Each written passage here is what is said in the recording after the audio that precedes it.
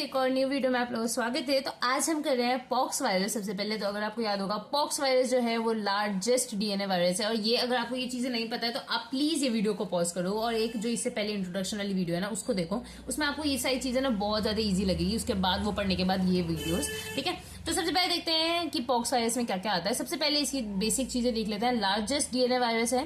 इसमें जो होता है कॉम्प्लेक्स एनवलप स्ट्रक्चर होता है, ठीक है। कॉम्प्लेक्स होता है, ठीक है। सिमेट्री क्या होती है, कॉम्प्लेक्स होती है, एनवलप होता है, ठीक है, और स्ट्रक्चर होता है। इसके अलावा डबल स्ट्रैंडेड डीएनए होता है इसमें। और इसमें जो मॉर्फोलॉजी होगी ना, तो ये वैसे दिखने में नहीं लग रहा क्योंकि ये हमने उसका क्रॉस सेक्शन लिया है वायरस का।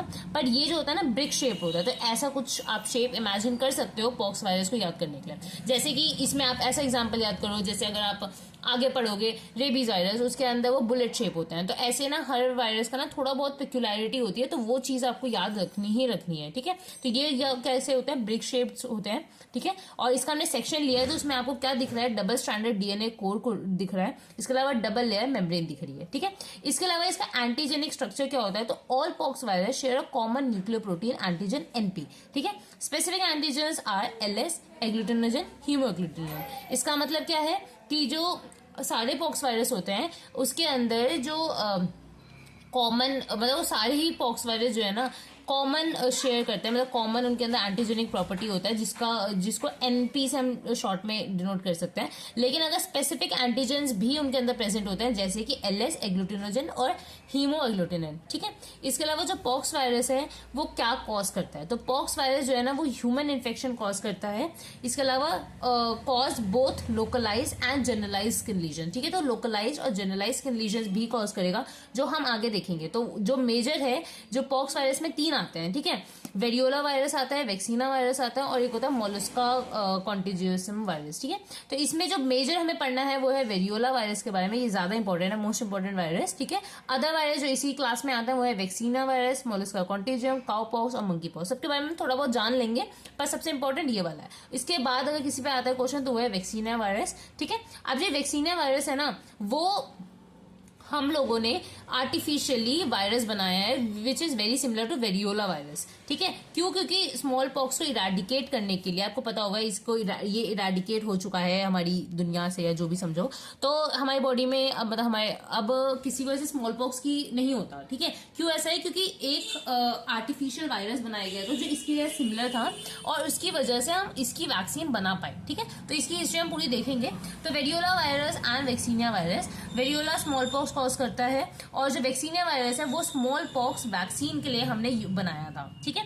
और इनिशियली वेरियोला वायरस के लिए जो स्मॉल पॉक्स वैक्सीन बनी थी वो काउ पॉक्स को यूज करके पहले बनाई जाती थी, पर ज्यादा हमें सिग्निफिकेंटली इसका रोल याद रखना है वैक्सीनिया वायरस का in the formation of small pox vaccine, ठीक है, ठीक है। इसके अलावा on May 1980 WHO announce global eradication of small pox, ठीक है। 1980 में WHO ने ना बोल दिया था, कंफर्म कि अब ग्लोबल इराडिकेशन हो चुका है स्मॉल पॉक्स का, ठीक है। इसके अलावा एडवर्ड जेनर, इनका नाम आपको हमेशा याद रखना है, ठीक है। इनका बहुत ही अच्छा रोल था, मतलब इन्हीं का रोल था ये चीज करने में, because he found the vaccine for smallpox with the help of cowpox. Later vaccinia virus is use, ठीक है। जो मैंने आपको बताई वही चीज इन्होंने लिखी है, मतलब मैंने यहाँ लिखी हुई है, ठीक है। इसके अलावा because vaccinia virus is artificial virus, does not occur in nature, ठीक है, therefore safer to work with, also being used as a vector for development of recombinant vaccines, ठीक है। वैक्सीना एंड वेरोला हैव सिमिलर प्रॉपर्टीज, ठीक है। तो इन चीजों की वजह से वैक्सीनिया वायरस को यूज किया जाता है और फॉर मेकिंग वेरियोला वायरस या स्मॉल पॉक्स के अगेंस्ट वैक्सीन बनाने के लिए इसको यूज किया गया था, ठीक है। Which is very very successful कि आज स्मॉल पॉक्स कहीं पे है ही नहीं, पूरा इराडिकेट हो चुकी है ये डिजीज, ठीक है। इसके अलावा अब इसकी देखो मॉर्फोलॉजी, वैसे हमने बेसिक आपको मॉर्फोलॉजी समझ आ ही गई होगी, हमने थोड़ा सा डिस्कस कर ही लिया। तो अभी हम डिटेल में कौन सा कर रहे हैं, वेरियोला वायरस को डिटेल में कर रहे हैं। तो उसकी मॉर्फोलॉजी देखो सबसे पहले, तो वही हमने सेक्शन ले रखा है जिसके अंदर आपको क्या दिख सकता है, बाय कॉन्केव न्यूक्लियोइड दिखता है, उसके अंदर डीएनए कोर है और दो लेटरल बॉडी है on either side of nuclear. इसके अलावा डबल लेयर मेम्ब्रेन होता है जिसकी वजह से ये पूरा एनवलप हो जाता है और ये ब्रिक शेप्ड होता है, ठीक है। इसके अलावा in small pox lesion Paschen bodies are form, ठीक है। ये इंक्लूजन बॉडीज है, ठीक है। तो इंक्लूजन बॉडीज कौन कौन सी होती है ये आपको पता होना चाहिए। तो स्मॉल पॉक्स लीजन के अंदर ना पैस्चन बॉडीज मिलती है। सिमिलरली जब हम टिश्यू का कल्चर करते हैं, वैक्सीनिया टिश्यू का कल्चर करते हैं, वैक्सीनिया होता है, तो उसमें गॉर्नेरी बॉडीज मिलती है, ठीक है। वैसे हम और भी पढ़ेंगे, ठीक है। जैसे कोई इन्फेक्शन हुआ, तो जब हम जैसे कोई इन्फेक्शन ब्रेन में हुआ तो ब्रेन का जब हम मैटर देखते हैं तो उसके अंदर भी कुछ इंक्लूजन बॉडीज मिलती है, जैसे हम एंसेफेलोपैथी आगे करेंगे, ठीक है। तो वो चीज़ें आपको याद रखनी है, ठीक है। तो यही यहाँ पे बोला है कि अगर स्मॉल पॉक्स का लीजन लेते हैं, उसको काटते हैं, तो उसके अंदर जो इंक्लूजन बॉडी मिलती है होती है पैस्चन बॉडी। सिमिलरली वैक्सीनिया में गुडनेडी बॉडीज मिलती है, ठीक है। इसके बाद देखते हैं वायरल कल्टीवेशन की इन वायरस का कल्टीवेशन कैसे किया जाता है। तो 3 मेजर है। चिक एम्ब्रियो पे किया जाता है, तो वायरस ग्रो ऑन कॉर्डियो एलेंटोइक मेम्ब्रेन, जिसको CAM भी कहते हैं। तो इस पे ग्रो किया जाता है इसको, ठीक है। और इसके अलावा टिश्यू कल्चर, मंकी किडनी, हेला और चिक एम्ब्रियो सेल्स में भी हम इसको वायरस को कल्टीवेट कर सकते हैं। इसके अलावा एनिमल इनोकुलेशन लाइक मंकी, काफ, शीप्स, रैबिट्स में भी डाल के इन वायरसेस का कल्टीवेशन किया जाता है। अब देखते हैं स्मॉल पॉक्स डिजीज को डिटेल में। वैसे तो इरेडिकेट हो चुकी है, पर फिर भी हमें पता होना चाहिए, ठीक है। तो smallpox eradicated, exclusively human infection, no human animal reservoir. इसका कोई भी एनिमल रिजर्वियर नहीं है, सिर्फ और सिर्फ ह्यूमन में इन्फेक्शन कॉज करता था, ठीक है। इसका कोई कैरियर नहीं है इसलिए, ठीक है। इसके अलावा सोर्स ऑफ इन्फेक्शन कैसे होता है, तो इसके तीन जगह से हो सकता है। या तो एंथेमास से हो सकता है, या जेंथेमास से हो सकता है, क्लोज कॉन्टैक्ट। एंथेमास क्या होता है, बकल या म्यूकोजल लीजन्स को एंथेमास कहते हैं। जेंथेमास स्किन इन्फेक्शंस या क्लोज कॉन्टैक्ट में, किसी को स्मॉल पॉक्स हुआ है, आप उसके क्लोज कॉन्टैक्ट में हो तो आपको हो जाएगा, या उसको बकल या म्यूकोजल लीजन है, आप उसके साथ हो तो आपको हो जाएगा। जेंथेमास स्किन इन्फेक्शन आपने टच किया, उससे भी हो जाएगा, ठीक है। अब ये बॉडी में आता कैसे है, कैसे इसकी पैथोजेनिसिटी होती है, वो चीजें देखते हैं। तो वायरस इनहेल किया सपोज हमने, तो इससे क्या होगा, लोकल मल्टीप्लिकेशन होगा इन लोकल लिम्फ नोड्स, ठीक है। तो लोकल लिम्फ नोड्स में इसका मल्टीप्लिकेशन स्टार्ट होगा, ये हमारे रेटिकुलो एंडोथेलियल सिस्टम में पहुंच जाएगा, जहां पे फर्दर मल्टीप्लाई करेगा और सीवियर वायरीमिया कॉज कर देगा with seeding of mucosa and skin, ठीक है। तो ये आप देख सकते हो कि इसके अंदर सीवियर वायरीमिया हो जाता है और इसका इंक्यूबेशन पीरियड है अराउंड 12 डेज, ठीक है। अब ये सीवियर वायरेमिया की वजह से, या ये जो मल्टीप्लाई कर रहा है, इसकी वजह से क्या क्या क्लिनिकल फीचर्स आते हैं इसके, तो इसकी वजह से बॉडी में मैक्यूल, पैप्यूल, वेसिकल्स, पोस्ट्यूलर स्टेजेस, ये सब आ जाती है, ठीक है। तो यहाँ पे मैक्यूल्स, पैप्यूल्स ये सब फॉर्म हो जाती है, ठीक है। स्किन इन्फेक्शन आप कह सकते हो। इसके अलावा उसकी स्कैबिंग कुछ दिनों में स्टार्ट हो जाती है, ठीक है। वो शेड करने लग जाता है और वो जो एरिया होता है वो हील करने लग जाता है by scar formation within 2 to 4 weeks, ठीक है। अब कैसे आप डायग्नोज करोगे इसको, तो डिटेक्शन ऑफ वायरल एंटीजन और isolation of virus from blood in early phase, ठीक है। इसके अलावा इलेक्ट्रॉन माइक्रोस्कोपी से भी आप रैपिड डायग्नोसिस कर सकते हो, ठीक है। इसके अलावा क्या क्या फैक्टर्स थे जिसकी वजह से आज की दौर में जो स्मॉल पॉक्स है वो टोटली इरेडिकेट हो गया, तो इसके भी कुछ रीजन और ये भी क्वेश्चन पूछा जा सकता है।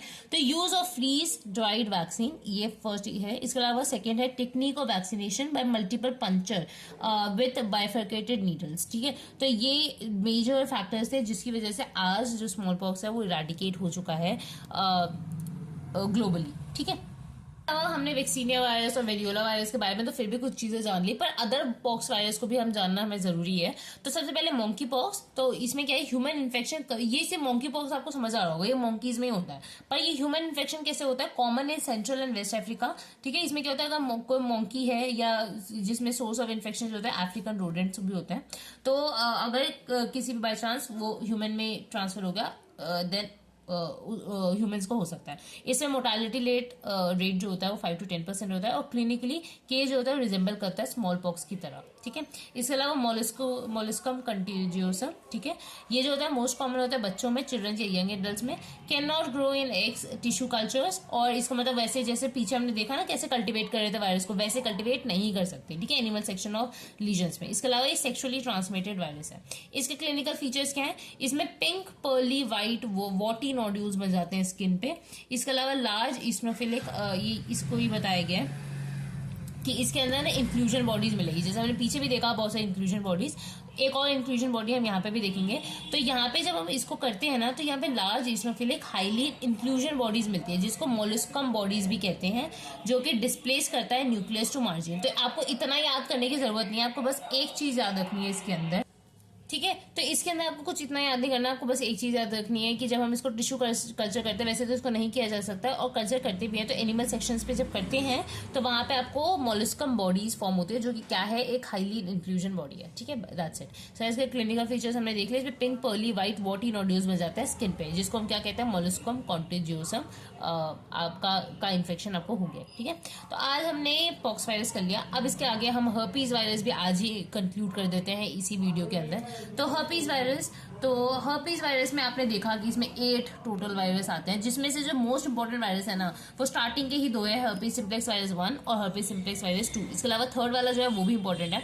तो सबसे पहले हम टाइप 1 और टाइप 2 वायरस को ही डिटेल में करते हैं। तो हर्पीज सिम्प्लेक्स वायरस जो होता है वो अकर करता है नेचुरली ओनली इन ह्यूमंस। ठीक है, तो ये इससे क्या समझ आ रहा है कि जो हर्पीज सिम्प्लेक्स वायरसेस है वो भी सिर्फ और सिर्फ ह्यूमन को ही अफेक्ट करते हैं। ठीक है, इसकी फैमिली क्या है, हर्पीज विरिडे। ठीक है, अब ये कैसे वायरस होते हैं, एनवलप्ड वायरस होते हैं, इकोसाहेड्रल इनकी सिमेट्री होती है, लीनियर डीएनए वायरस होता है। अब ये चीज ना आपको याद नहीं करनी पड़ेगी, अगर आपने पीछे वाली मेरी वीडियो देखी होगी जिसमें हमने इन सबको क्लासिफाई कर दिया था बहुत अच्छे से, तो ये वहीं से लिया गया है। एनवेलप्ड वायरस है, इकोसाहेड्रल सिमेट्री है, लीनियर डीएनए वायरस है। इसके अलावा हर्पीज सिम्प्लेक्स वायरस जो होता है one of the most common viral infection है। ठीक है, हर्पीज सिम्प्लेक्स वायरस का। अब इसमें टाइप 1 और टाइप 2 दो आते हैं। टाइप 1 जो होता है वो जो डिजीज करते हैं वो उसमें जो लीजन्स होते हैं वो इन एंड अराउंड, अब एक चीज समझ लो, हर्पीज सिम्प्लेक्स वायरस तो वो हर्पीज कॉज कर रहा है। तो हर्पीज, अब ये दोनों जो सिम्प्लेक्स वायरस टाइप 1 है, टाइप 2 है, दोनों ही हर्पीज कॉज करेंगे, पर उनका लोकेशन अलग है, उनका ट्रांसमिशन अलग है, सिवियरिटी अलग है, तो उसमें हमने इन दोनों को डिवाइड किया। हर्पीज सिम्प्लेक्स वायरस टाइप 1 जो है ना, वो जब डिजीज या जो लीजन कॉज करता है वो इन या अराउंड माउथ कॉज करता है। इसमें जो ट्रांसमिशन होता है बाय डायरेक्ट कॉन्टैक्ट और ड्रॉपलेट से होता है। सिमिलरली नहीं, अनलाइकली, जो हर्पीज सिम्प्लेक्स वायरस 2 होता है, टाइप 2 होता है, वो जो डिजीज कॉज करता है उसको कहता है जेनाइटल हर्पीज, और ये जो होता है ट्रांसमिटेड, ये वेनरल डिजीज होता है जो एसटीडीज की वजह से होता है, मतलब सेक्सुअली ट्रांसमिटेड डिजीज है ये। ठीक है, इसके अलावा जो वायरस है वो ग्रो करते हैं continuously in cell culture and have cytopathic changes. ठीक है, तो क्या क्या होते हैं चेंजेस, तो सबसे पहले इनको हम ग्रो किस पे करते हैं, सबसे पहला जो हम पढ़ेंगे वो है ऑन कॉर्डियोएलेंटोइक मेम्ब्रेन और चिक एम्ब्रियो। तो जब इस पे ग्रो किया जाता है तो क्या क्या चेंजेस आपको दिखेंगे, तो इसमें क्या होता है, small white shiny non necrotic pox दिखेंगे। ठीक है, इसके अलावा इसका नेचुरल होस्ट क्या होता है इन वायरस का, ओनली ह्यूमन। तो मैंने ये चीज हमने ऊपर भी देखी कि ये सिर्फ ओनली ह्यूमन वायरस है। इसके अलावा सोर्स ऑफ इन्फेक्शन क्या होता है, saliva, skin lesions, respiratory secretion, ये सब इसके सोर्स ऑफ इन्फेक्शन है। रूट ऑफ इन्फेक्शन क्या होगा, क्लोज कॉन्टैक्ट से, मतलब स्किन इन्फेक्शन या वेनरल भी हो सकता है, तो ये दोनों इसके रूट ऑफ इन्फेक्शन है। अब हम इस डिजीज को और ज्यादा डिटेल में पढ़ते हैं, हर्पीज डिजीज को। ठीक है, देखो आपने यहाँ देख सकते हो कि मैंने ना यहाँ बहुत ज्यादा बेसिक सा एक ना मतलब इंसान बनाया है, जिसका एक मैंने ऊपर हर्पीज सिम्प्लेक्स वायरस 1 और नीचे हर्पीज सिम्प्लेक्स वायरस 2 किया। इसका मतलब क्या है ये हम आगे देखेंगे। मतलब इसको ना, अगर सिम्प्लेक्स वायरस 1 जो है वो जब कॉज करता है तो वो हमेशा अप वेस्ट करता है। ठीक है, मतलब जितने भी वो लीजन्स कॉज करेगा वो अबव वेस्ट लीजन्स होते हैं। सिमिलरली जो सिम्प्लेक्स वायरस 2 होता है वो बिलो वेस्ट लीजन्स कॉज करता है। जैसे हमने देखा भी, हर्पीज सिम्प्लेक्स वायरस जो होता है वो जनरली जेनाइटल हर्पीज कॉज करता है। ठीक है, तो ये बिलो वेस्ट वायरस जो लीजन्स होते हैं वो टाइप 2 में होता है। तो इसमें क्या है, इसमें सबसे पहले हम देखते हैं कि जब इसको कल्टिवेट करते हैं कोरियोएलेंटोइक मेम्ब्रेन ऑफ एम्ब्रियो में, तो क्या इसमें स्मॉलर पॉक्स फॉर्म होता है, इसमें लार्जर पॉक्स फॉर्म होता है लाइक वेरियोला। ठीक है, यहाँ पे जो रेप्लिकेशन होती है इन फाइब्रोब्लास्ट वो पुअर होती है, यहाँ पे अच्छी होती है। यहाँ पे ये टेम्परेचर सेंसिटिव होते हैं, मतलब कम होते हैं, यहाँ पे टेम्परेचर मोर सेंसिटिव होता है। इनका जो विजिलेंस होता है इन लैब एनिमल्स वो लेस होता है, इनका ज्यादा होता है। इसके अलावा रेजिस्टेंस टू एंटीवायरल, ये रेस्ट रेजिस्टेंट होता है, ये ज्यादा रेजिस्टेंट होता है। ठीक है, इसके अलावा इसका साइड क्या है, produce lesions above waist lesions, और इसमें produce below the waist lesions. ठीक है, अब ये हमने बेसिक देख लिया इन दोनों वायरस के बीच का डिफरेंस, जो कि बहुत ज्यादा इंपॉर्टेंट है, इसको अच्छे से करना आप लोग भी। इसके अलावा आप देखते हैं इस डिजीज की पैथोजेनेसिस। ठीक है, तो सबसे पहले entry by defect in skin या म्यूकस मेम्ब्रेन, कि कोई स्किन या म्यूकस मेम्ब्रेन में कोई किसी भी, मतलब हमने देखा ना कि इसके 2 रूट हो सकते हैं, या तो आपने स्किन का इन्फेक्शन से आपको क्लोज कॉन्टैक्ट की वजह से हो गया, या वही एसटीडीज की वजह से हो गया, तो किसी भी रीजन से बॉडी के अंदर आया, बॉडी के अंदर आके मल्टीप्लाई करेगा locally with cell to cell spread, और लोकली सेल से सेल स्प्रेड होता रहेगा। Enter then it enters in cutaneous nerve fibres. अब ये इंपॉर्टेंट है क्योंकि अब हम जितना भी करने वाले हैं ना वो इसका नर्व और न्यूरोनल देखेंगे कि ये कैसे नर्व्स उसमें घुस जाता है, ठीक है। इसलिए जब इसका ना कुछ दिनों बाद ये ना लेटेंट फॉर्म में भी चला जाता है, और जब जो लोग होते हैं जो बहुत ज्यादा ओल्ड हो जाते हैं उनमें ना ये वापस जो सप्रेस फॉर्म होती है वापस आ जाती है, और उनमें बहुत सारी डिजीज भी कॉज करती है जो हम आगे देखने वाले हैं। तो आप देख सकते हो कि पहले सप्रेस हो गया, लेटेंट हो गया, और ये कहाँ जाके सबसाइड हो रहा है, तो ये सारी चीज हम देख रहे हैं। तो ये कहाँ एंटर करता है, क्यूटेनियस नर्व फाइबर्स में, और इसका जो होता है इंट्रा एक्सोनल ट्रांसपोर्ट होता है, ठीक है। इसका मतलब क्या है, इसका मतलब क्या है, ये एक्सॉन्स के अंदर से होके इनका ट्रांसपोर्ट होगा, ठीक है, जिसकी वजह से गैंग्लिया में पहुंच जाएंगे और गैंग्लिया में जाके लेटेंट हो जाते हैं, ठीक है। जो हर्पीज सिम्प्लेक्स वायरस है वो कौन से गैंग्लिया में होता है, टाइप 1 जो होता है वो ट्राइजेमिनल गैंग्लिया में जाके लेटेंट हो जाता है। सिमिलरली जो हर्पेस सिम्प्लेक्स वायरस 2 होता है वो सैक्रल गैंग्लिया में जाके वहां पे जाके लेटेंट हो जाते हैं, ठीक है। तो आप यहाँ पे भी देख सकते हो जो ट्राइजेमिनल गैंग्लिया है वो हमारे अपर बॉडी में होगा, ऑब्वियसली फेस के अराउंड, है ना, और जो सैक्रल गैंग्लिया है वो हमारे नीचे प्रेजेंट होगा, वेस्ट के नीचे, ठीक है। तो इसलिए इनके लीजन्स भी उसी अकॉर्डिंगली प्रेजेंट होते हैं साइड पे, ठीक है। इसके अलावा अगर ये लेटेंट फॉर्म में, पर अगर इसको रेप्लिकेट करना है तो ये माइग्रेट करेगा स्किन पे और म्यूकोसा में, और ये रिएक्टिवेट होएगा पीरियोडिकली, ठीक है। It can also cause recurrent oral और जेनाइटल लीजन्स, ठीक है, और ये ओरल और जेनाइटल लीजन्स कॉज करता है। इसके अलावा हर्पीज सिम्प्लेक्स वायरस इन्फेक्शन जो होता है वो मोर सीवियर होता है इन HIV infected and other immuno deficient subjects, ठीक है। तो ये जो वायरस का इन्फेक्शन होता है वो और ज्यादा खतरनाक होता है अगर वो जो इंसान है उसको किसी भी कारण से उसकी इम्यूनिटी डिप्रेस्ड है, ठीक है, जैसे HIV में होती है। अब हमने ये देख लिया, अब हम देखते हैं कि जो हर्पीज में जो टिपिकल हर्पीज लीजन्स होते हैं वो कैसे होते हैं, ठीक है। तो जो टिपिकल हर्पीज लीजन्स होते हैं वो थिन वॉल्ड होते हैं, जैसे यहाँ लिखा हुआ है थिन वॉल्ड एम्बाइलिकेटेड वेसिकल। तो आप ये याद कर सकते हो ऐसी फोटो से, ठीक है। इसमें जो होता है roof break down forming depression tiny superficial ulcer, ठीक है। तो ये ऐसा सा होता है कुछ, ठीक है। तो ऐसा अल्सर होगा इसमें, थिन वॉल्ड अल्सर होता है, एम्ब्लिकेटेड वेसिकल्स होता है। इसमें जो होते हैं कि ये टाइनी सुपरफिशियल अल्सर की तरह दिखता है और अंदर की तरफ डिप्रेस्ड होता है, ठीक है। ऐसे इसके टिपिकल हर्पीज लीजन्स होते हैं। दे हील विदाउट स्कारिंग, इसमें कोई भी स्कारिंग फॉर्म नहीं होती। अब इन्फेक्शन, इसमें प्राइमरी इन्फेक्शन होता है और रिकरेंट इन्फेक्शन भी दिख सकता है। जो प्राइमरी इन्फेक्शन होता है वो ज्यादा सीवियर होता है, मोर सिस्टमिक मैनिफेस्टेशन होती है और ये सेल्फ लिमिटिंग होता है। पर जो रिकरेंट इन्फेक्शन होता है वो मोर लोकलाइज्ड होता है। इसके अलावा क्लिनिकल फीचर्स क्या होते हैं हर्पीज के, तो इसमें क्यूटेनियस इन्फेक्शन होना, म्यूकोसल इन्फेक्शन होना, ऑप्थेल्मिक इन्फेक्शन होना, नर्व इन्फेक्शन होता है, विस्ट्रल इन्फेक्शन, जेनाइटल इन्फेक्शन और कंजेनाइटल इन्फेक्शन, ये सारे जो इन्फेक्शन होते हैं वो ज्यादा कॉमन होते हैं, ठीक है। मतलब यहाँ आपको ये टिपिकल हर्पीज लीजन्स आपको दिखेंगे, ठीक है। इसके अलावा जो मतलब इसमें बताया गया कि कंजेनाइटल जेनाइटल भी हो सकता है, मतलब आपको जेनाइटल ऑर्गन्स में मिलेगा, कंजेनाइटल भी हो सकता है, इसका मतलब कि बर्थ बाय बर्थ भी हो सकता है, विस्ट्रल ऑर्गन्स पे भी हो सकता है, नर्व इन्फेक्शन भी हो सकता है, ऑप्थेल्मिया स्किन का आपने सुना ही होगा तो वो भी हो सकता है, मिकोसल और क्यूटेनियस मतलब स्किन पे आपको हर्पीज के, ये तो बहुत ज्यादा ही कॉमन है। तो ऐसे आपको इसके क्लिनिकल फीचर्स आपको देखने को मिल सकता है, ठीक है। ये जितने भी क्यूटनेस इन्फेक्शन ये सारे हैं इनको हम और थोड़ा सा डिटेल में देख लेते हैं, ठीक है। तो क्यूटनेस इन्फेक्शन में भी मोस्ट कॉमन जो साइट है जहाँ पे ये हर्पीज आपको लीजन्स दिखेंगे वो है face, on cheek, chin, around mouth और ऑन फोरहेड, ठीक है। Typical lesions is fever blister also known as herpes febrilis, ठीक है। Occupational variety of cutaneous herpes क्या होता है, herpes whitlow. Herpes infection in children suffering from eczema is known as eczema herpeticum, ठीक है। तो ये कुछ टर्मिनोलॉजीज है जो आपको याद करनी है। सब में स्किन में इन्फेक्शन हो रहा है, अगर बच्चों में हो रहा है तो उसको एक्जिमा हर्पिटिकम कहेंगे। ऑक्यूपेशनल, अगर किसी को इंसान ऑक्यूपेशनल वैरायटी वाला क्यूटनेस इन हर्पीज हो रहा है तो उसको हर्पीज विटलो कहेंगे। तो ऐसे सिमिलर कुछ आपको फीचर्स, आपको कुछ टर्म्स याद करना है। इसके अलावा म्यूकोसल इन्फेक्शन है तो मोस्ट कॉमन जो होता है बकल म्यूकोसा होता है।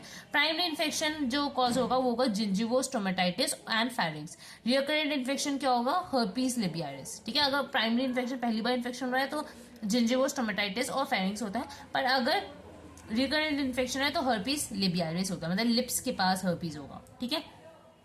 फिर देखो ऑप्थेल्मिक इन्फेक्शन, ठीक है। ऑप्थेल्मिक इन्फेक्शन में कॉर्नियल ब्लाइंडनेस होती है ये, ठीक है। जब ऑप्थेल्मिया का इन्फेक्शन होता है हर्पीज की वजह से, हर्पीज वायरस की वजह से, तो इसमें स्टीरॉइड्स जो होते हैं कॉन्ट्राइंडिकेटेड होते हैं, ठीक है, because cause deep stromal involvement and delay healing. क्योंकि जब स्टीरॉइड्स यूज करते हैं तो वो जो है और ज्यादा डीपर टिश्यूज और डीपर स्टोमल को भी इन्वॉल्व कर लेता है और हीलिंग को डिले करता है। इसके अलावा जो नर्वस सिस्टम होता है उसमें दो चीजें होती है, एंसेफेलाइटिस और मेनिंजाइटिस। ठीक है, एंसेफेलाइटिस और मेनिंजाइटिस होती है, ये 2 इन्फेक्शन इसमें होती है। ठीक है, अदर्स विस्ट्रल में क्या हो सकता है, dysphagia, weight loss, substernal pain हो सकता है, ट्रेकियो ब्रोंकाइटिस, निमोनाइटिस, ये सब आपको हर्पीज सिम्प्लेक्स वायरस में नॉट सो कॉमन, बट ये सब भी चीजें हो सकती है। अगर विस्ट्रल टाइप ऑफ हर्पीज है तो ये सब दिखेगा उसमें। ठीक है, इसके अलावा जेनाइटल हर्पीज में क्या होता है, तो इन मेल लीजन्स दिखेंगे ऑन पेनिस और यूरेथ्रा, और इन फीमेल्स सर्विक्स, वेजाइना और पेरिएनल एरिया में दिखेगा। ठीक है, genital virus is very less, मतलब मोस्टली होता ही नहीं है टाइप 1 में। टाइप 2 में आपको ये चीज दिखेगी। ठीक है, कि जेनाइटल वायरस हो रहा है, जेनाइटल हर्पीज हो रहा है। ठीक है, infection occur during birth if mother has genital lesions. ठीक है, इसके अलावा नियोनेटल हर्पीज एक टर्म होती है जिसमें क्या होता है, हर्पेटिक इरप्शंस होते हैं ऑन फेस, माउथ और नोज विथ और विथआउट एंसेफेलाइटिस, और इसमें जो मोर्टालिटी रेट होता है वो बहुत ज्यादा हाई होता है। ठीक है, तो ये चीजें अब हम देखते हैं कि हम कैसे हर्पीज वायरस को फाइंड करेंगे, लाइक लैब डायग्नोसिस क्या है हर्पीज वायरस का। ठीक है, तो जो हर्पीज वायरस है उसका लैब डायग्नोसिस में स्पेसिमेन सबसे पहले देखेंगे, तो इसमें जो वेसिकल्स होते हैं, वेसिकल जो होता है उसके फ्लूइड में चेक किया जाता है। इसके अलावा skin scrape, saliva, corneal scraping, CSF, brain biopsy, इन सबके स्पेसिमेन में हम वायरस को चेक करते हैं। इसके अलावा माइक्रोस्कोपिक एग्जामिनेशन में एक होता है टैन स्मीयर, जिसमें क्या होता है, अपीयरेंस कैसी आती है, multi nuclear giant cells with faceted nuclei and homogeneously stain ground glass chromatin. ठीक है, तो ऐसा दिखेगा। इसके अलावा जिम्सा स्टेन स्मीयर करते हैं। इसके अलावा इलेक्ट्रॉन माइक्रोस्कोपी करते हैं, वायरस आइसोलेशन करते हैं, सीरोलॉजी करते हैं और PCR करते हैं। इसके अलावा एक क्वेश्चन पूछा जाता है कि हर्पेस सिम्प्लेक्स वायरस टाइप 1 और टाइप 2 को आप कैसे डिफरेंशिएट करोगे, तो they are differentiated by nucleic acid hybridisation, restriction, endonuclease cleavage और इलेक्ट्रोफोरेसिस। तो इन तीनों आप टेक्निक से इन दोनों वायरस को लैब में डिफरेंशिएट कर सकते हो। ठीक है, तो आज हमने ये कर लिया 2 वायरस, आज हमने टोटल बहुत सारे 4 वायरसेस किए, वैक्सीना वायरस, वेरियोला वायरस, इसके अलावा कुछ छोटे मोटे भी किए थे, मोलस्का कंटेजियस, मंकी पॉक्स, ये सब। इसके अलावा जो मेजर किया हुआ है हर्पीज वायरस टाइप 1 और टाइप 2। इसके बाद हम हर्पीज विरिडे के और भी आगे के फैमिलीज करेंगे, जिसमें चिकन पॉक्स जो कॉज करता है, शिगेला जो कॉज करता है। ठीक है, सारे वायरस हम डिटेल में करेंगे। तो that's it for this video. आपको पसंद आया तो आप बताना मुझे कॉमेंट सेक्शन में, और धीरे धीरे करके पूरी बायोलॉजी में जो इंपॉर्टेंट जो वायरस है उस पर वीडियोस आ जाएगी, बैक्टीरियल फेज पे भी एक वीडियो आ जाएगी, तो डोंट वरी। तो that's it for the video. अगर आपको किसी और पे वीडियो चाहिए तो वो भी आप मुझे बता सकते हो in the comment section. So that's it for the video, bye guys.